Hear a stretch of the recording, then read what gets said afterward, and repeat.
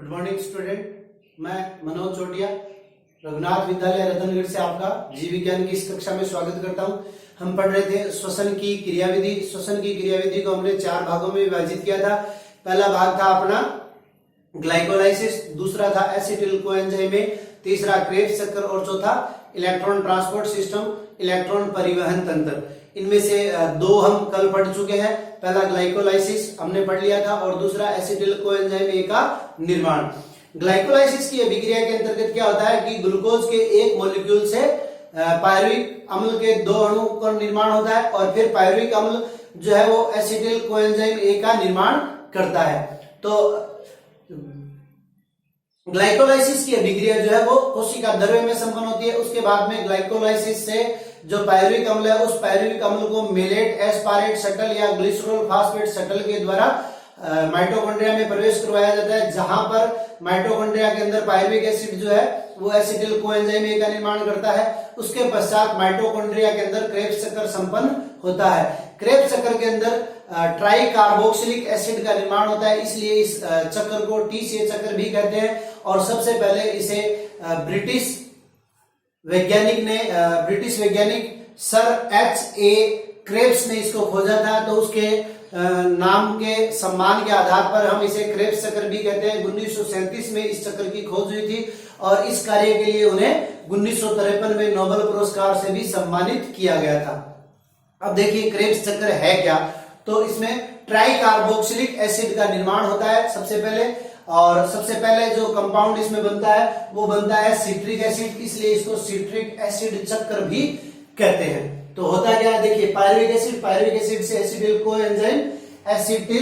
Coenzyme A का निर्माण, ये यहां तक हमने कल पढ़ लिया था। इसके पश्चात एसिटिल कोएंजाइम ए क्या करता है, ऑक्जेलो एसिटिक एसिड OAA क्या है, एक 4 कार्बन परमाणु वाला यौगिक है, ठीक है। और ये एसिटिल कोएंजाइम ए अपन ने पढ़ा था, पायरुविक एसिड एक 2 कार्बन परमाणु वाला यौगिक है और एसिटिल कोएंजाइम एक 2 कार्बन परमाणु वाला यौगिक है।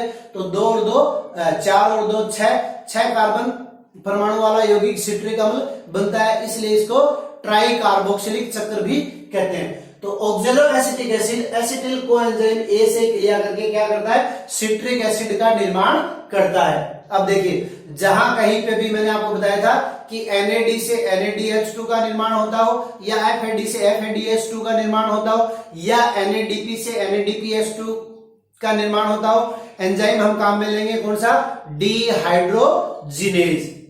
इसी प्रकार जहां कहीं पर भी जल का अणु निष्कासित हो रहा है या जल का अणु जुड़ रहा है, हम एंजाइम काम में ले लेंगे एकोनिटेज, ठीक है। तो सिट्रिक एसिड एक जल का मॉलिक्यूल त्याग करके क्या करता है, सिस एकोनिटिक एसिड का निर्माण करता है। सिस एकोनिटिक एसिड एक जल के मॉलिक्यूल को एकोनिटेज एंजाइम की उपस्थिति में ग्रहण करके आइसोसिट्रिक एसिड का निर्माण करता है।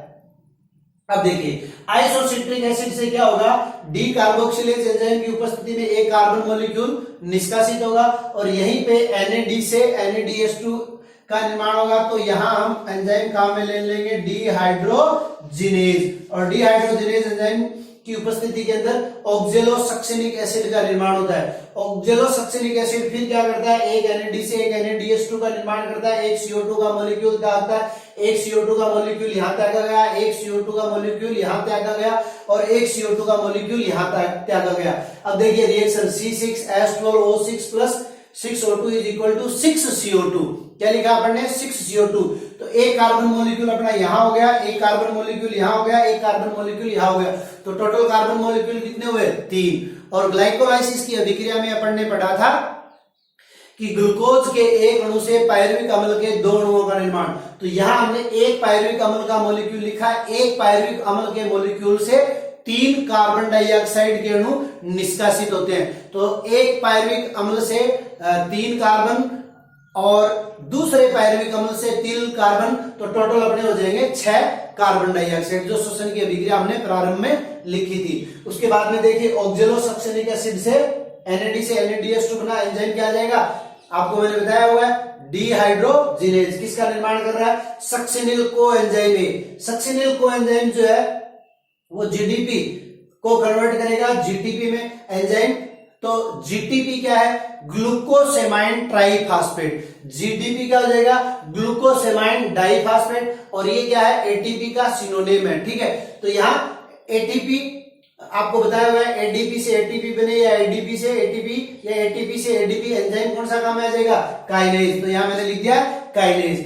काइनेज एंजाइम की उपस्थिति में सक्सिनिल कोएंजाइम ए जो है वो सक्सिनिक अम्ल में रूपांतरित होता है, एंजाइम काइनेज। फिर सक्सिनिक अम्ल जो है वो फ्यूमेरिक अम्ल में, और यहाँ फिर देखिए एफएडी जो है वो एफएडीएस2 में कन्वर्ट हो रहा है। तो एफएडीएस2 में कन्वर्ट होगा, एंजाइम कौन सा काम में आ जाएगा अपना, वही डिहाइड्रोजिनेज। और फ्यूमेरिक अम्ल जो है फिर H2O का उपयोग करके, H2 है तो यहाँ फ्यूमेरेज भी लिख सकते हो आप एंजाइम, या जो अपन ने कहा कि जल के निष्कासन और ग्रहण के समय एंजाइम कौन सा लिखते हैं, एकोनिटेज। तो एकोनिटेज की उपस्थिति में ये मेलिक अम्ल में कन्वर्ट होगा, और मेलिक अम्ल जो है वो NAD से NADH2 का निर्माण करते हुए एंजाइम कौन सा, डिहाइड्रोजिनेज, पुनः क्या करेगा, ऑक्जेलो एसिटिक एसिड का निर्माण करेगा।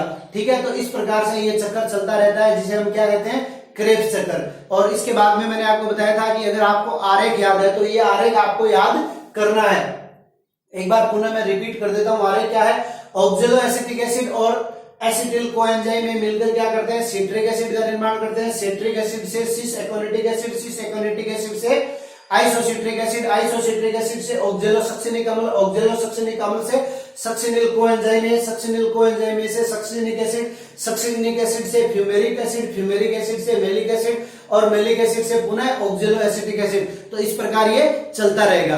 अब अपने को क्या करना है, आप लोगों को मैंने बताया हुआ है कि अगर हमें आरेख याद है तो हम आसानी से इसकी समस्त अभिक्रियाओं को लिख सकते हैं। किस प्रकार, देखिए पहली अभिक्रिया क्या लिखेंगे हम, पहली अभिक्रिया ऑक्जेलो acetic acid plus acetyl coenzyme A, क्या बन रहा है, citric acid. Citric acid enzyme क्या हो जाएगा, दो कंपाउंड जुड़ रहे हैं, दो कंपाउंड जुड़कर एक कंपाउंड का निर्माण कर रहे हैं, तो एंजाइम क्या हो जाएगा, सिंथेटेज।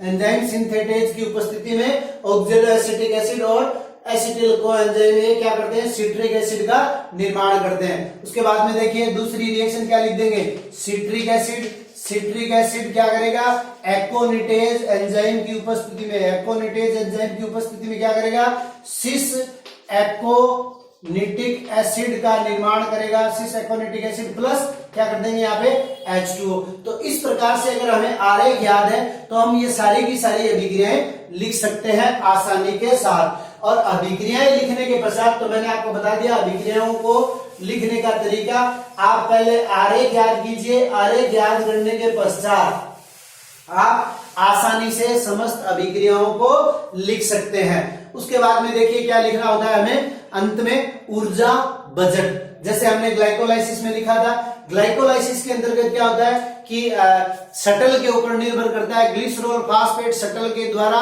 अगर NADH2 का परिवहन ATS तक होता है तो उससे 2 ATP प्राप्त होंगे, और मेलेट एस्पारेट शटल के द्वारा NADH2 का परिवहन माइटोकॉन्ड्रिया तक होता है। माइटोकॉन्ड्रिया तक परिवहन का मतलब क्या हुआ कि ग्लाइकोलाइसिस की अभिक्रिया हो रही है, कोशिका द्रव्य में संपन्न, तो कोशिका द्रव्य से एसिटिल कोएंजाइम पायरुविक एसिड को माइटोकॉन्ड्रिया में लाया जाता है, और माइटोकॉन्ड्रिया में क्या होता है, एसिटिल कोएंजाइम ए का निर्माण होता है। तो वहां शटल के ऊपर निर्भर करता है कि NADH2 से 2 ATP प्राप्त होंगे या 3 ATP प्राप्त होंगे। हम बात करते हैं मेलेट एस्पारेट शटल की। मेलेट एस्पारेट शटल से क्या होता है, 3 ATP प्राप्त होते हैं। ठीक है, तो ग्लाइकोलाइसिस के अंतर्गत अपन ने लिखा था कि शुद्ध जो अपने को ATP प्राप्त होते हैं वो 8 ATP प्राप्त होते हैं। अब देखिए पायरुविक एसिड से जब एसिटिल कोएंजाइम ए का निर्माण होता है तो क्या हो रहा है, एक NAD से एक NADH2 का निर्माण हो रहा है, और इस NADH2 से कितने ATP प्राप्त होंगे अपने को, 3 ATP प्राप्त होंगे। उसके बाद में देखिए आइसोसिट्रिक अम्ल से ऑक्जेलो सक्सिनिक अम्ल का निर्माण हो रहा है। आइसोसिट्रिक एसिड से ऑक्जेलो सक्सिनिक अम्ल का निर्माण हो रहा है, तो एक NAD से एक NADH2 बन रहा है, तो यहां से भी अपने को कितने ATP प्राप्त होंगे, 3 ATP प्राप्त होंगे। उसके बाद में देखिए ऑक्जेलो सक्सिनिक अम्ल, ऑक्जेलो सक्सिनिक अम्ल से सक्सिनिल कोएंजाइम ए का निर्माण हो रहा है, तब भी क्या हो रहा है, एक NAD से एक NADH2 का निर्माण हो रहा है, तो यहां से भी अपने को क्या होगा, 3 ATP प्राप्त होंगे। उसके बाद में सक्सेनिल कोएंजाइम ए से जब सक्सेनिक अम्ल का निर्माण हो रहा है तो जीडीपी जो है वो किसमें कन्वर्ट हो रही है, जीटीपी में। और जीटीपी क्या है, एटीपी के समानांतर है या आइसोमरेज है, तो इससे अपने को एक एटीपी प्राप्त होगी, क्योंकि एक जीडीपी से एक जीटीपी बन रही है। उसके बाद में मैंने आपको बताया हुआ है कि FADH2 जब ETS में प्रवेश करता है तो उससे क्या होता है, अपने को 2 एटीपी प्राप्त होते हैं। उसके बाद में देखिए पुनः मेलिक एसिड से जब ऑक्जेलो एसिटिक एसिड का निर्माण हो रहा है उस समय भी क्या है, एक NAD से एक NADH2 का निर्माण हो रहा है, तो यहां से भी अपने को कितने एटीपी प्राप्त होंगे, 3 एटीपी। अब टोटल काउंट कर लीजिए, 3 और 3 6 और 2 8, 1 9 और 3 12 और 3 15, ठीक है।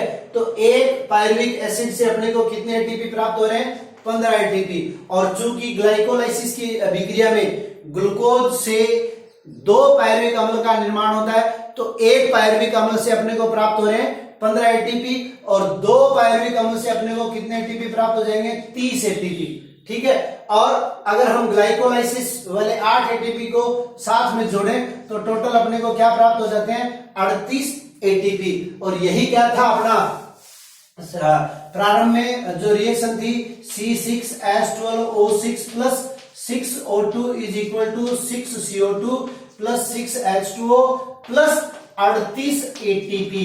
तो ये 38 एटीपी हमें श्वसन की अभिक्रिया के दौरान, या हम योग है ऑक्सी श्वसन के दौरान हमें ये 38 एटीपी प्राप्त होते हैं। और अनोक्सी श्वसन में अपन ने बात की थी अवायवीय श्वसन के अंतर्गत कि 2 एटीपी प्राप्त होते हैं, तो अनोक्सी श्वसन में क्या होता है, आप लोगों को पता है माइटोकॉन्ड्रिया भाग नहीं लेता, माइटोकॉन्ड्रिया भाग नहीं लेता, तो ये 8 एटीपी अपने को प्राप्त हुए थे कहां, ग्लाइकोलाइसिस में। कब, जब एक NADH2 का अणु प्रवेश करता है किसमें, इलेक्ट्रॉन ट्रांसपोर्ट सिस्टम में। तो इसमें से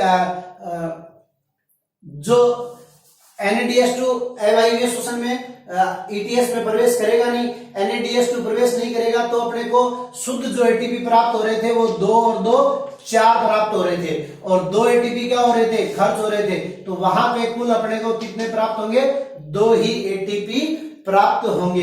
तो इस प्रकार से आज हमारा ये क्रेब्स चक्कर और योग है कि श्वसन की क्रियाविधि का तीसरा पद जो है वो समाप्त होता है। चौथा पद जो है वो अपना ETS है, इलेक्ट्रॉन ट्रांसपोर्ट सिस्टम है, जिसका अध्ययन हम कल करेंगे। आज के लिए इतना ही, धन्यवाद।